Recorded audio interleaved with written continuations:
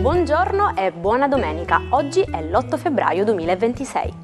Il sole sorge alle 7.14 e tramonta alle 17.34, la luna si leva a mezzanotte 51 e cala alle 10.37. Il santo del giorno è San Gerolamo.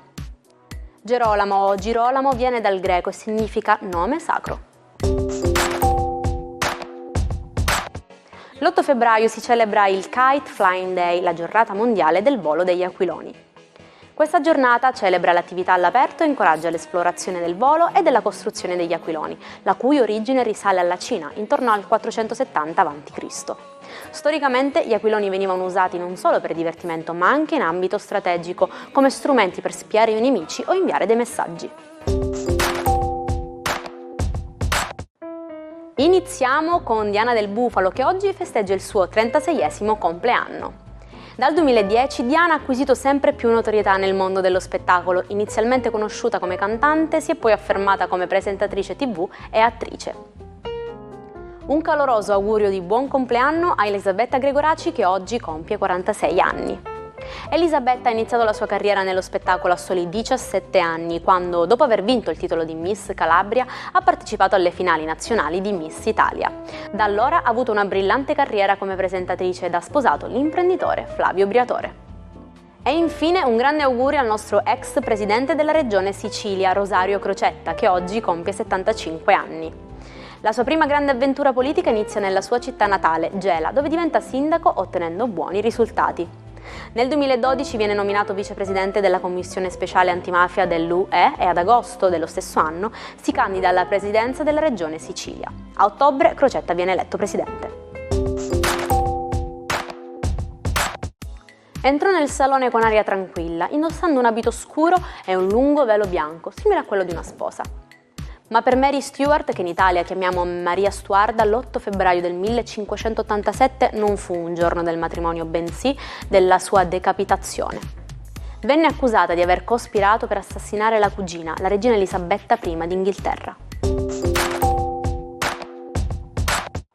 Ma vi siete mai chiesti come funzionano quegli apparecchi che smistano gli oggetti nelle catene industriali? Ecco, funzionano così. I prodotti scorrono su un nastro e passano sotto o sopra dei sensori ottici. Un computer poi elabora le immagini e identifica gli oggetti difettosi. Quelli da scartare vengono immediatamente respinti dal flusso principale, solitamente tramite un getto d'acqua compressa per i più piccoli o un meccanismo meccanico per i più grandi. Il resto del prodotto procede alla lavorazione. Visto, no? Semplice. Buona domenica ai 12, con la luna in Scorpione molto scoppiettante decisamente, e in alleanza con la bella Venere e il dolce Mercurio che in Pesci suggerisce parole d'amore. Giornata splendida per i segni d'acqua, ma che fanno gli altri? Scopriamolo insieme. Ariete, per voi oggi è una giornata di fine opposizione luna e finalmente l'umore torna al top.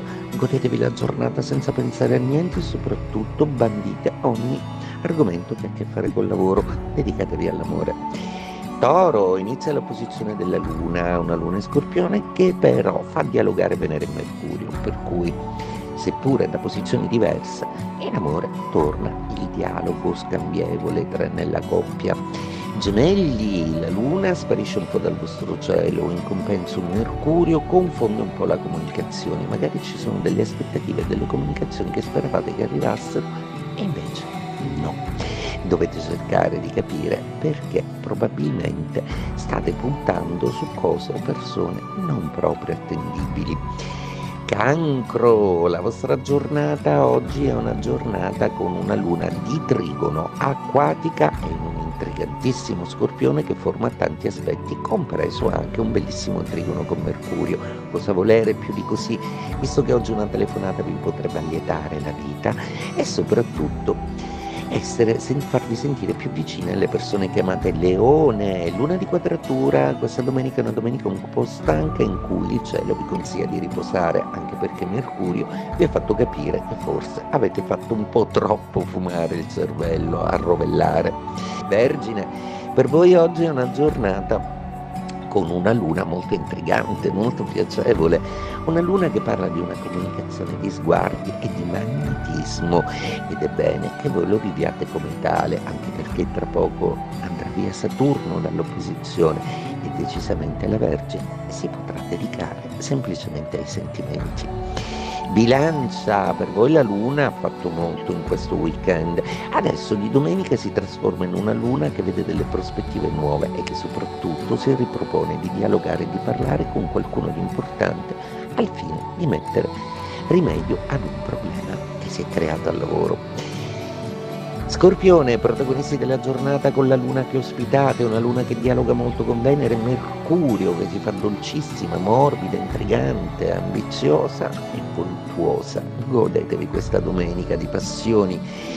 Sagittario, una luna intuitivissima che vi sgancia anche l'intuizione alla chiosa di qualche frase che potreste non avere capito bene e che adesso si svela nella sua verità.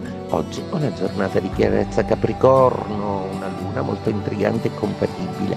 Mercurio e Venere stanno già di nuovo strizzandovi l'occhio. Ebbene, oggi probabilmente con il partner farete una vita sociale un po' più aperta e disponibile agli altri. Acquario, per voi oggi la luna in quadratura si propone con la bella Venere in zona Cesarini di sistemare un problema sentimentale. Accoglietelo. Pesci, per voi oggi la luna è magica, una luna di trigono vi fa passare una domenica stupenda e la bella Venere e Mercurio sono già dalla vostra parte. Godeteveli. Fino all'8 febbraio del 2006 nessuna donna italiana aveva mai vinto un Grammy Award. Quel giorno c'è riuscita Laura Pausini, premiata per Escucha nella categoria Miglior Boom Pop Latino dell'anno. Prima di lei avevano ottenuto questo riconoscimento Domenico Modugno nel 1958, Nino Rota nel 1972 ed Ennio Morricone nel 1987. Oggi esploreremo il significato del modo di dire italiano avere la puzza sotto il naso.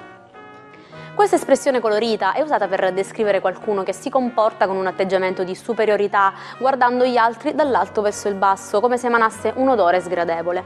Un'espressione inglese simile al nostro modo di dire italiano è to put on airs, traducibile in darsi delle arie. Oggi parliamo dello stimato critico d'arte John Ruskin, che ebbe una vita privata piena di scandali. Il suo matrimonio con F. Gray fu annullato perché mai consumato. La ragione? Si racconta che Ruskin non fosse attratto dal corpo adulto della moglie, che avrebbe voluto restasse come l'aveva conosciuta a 12 anni. Le sue complesse e controverse preferenze furono confermate dal suo innamoramento successivo per una bambina di soli 9 anni. E ci salutiamo con la nostra frase del giorno. Il miglior riconoscimento per la fatica fatta non è ciò che se ne ricava, ma ciò che si diventa grazie ad essa. È arrivato il momento di salutarci, ma ormai lo sapete, come sempre ci rivediamo anche domani con un nuovo appuntamento dell'Almanacco. Buona giornata e buona domenica dalla vostra Jaire.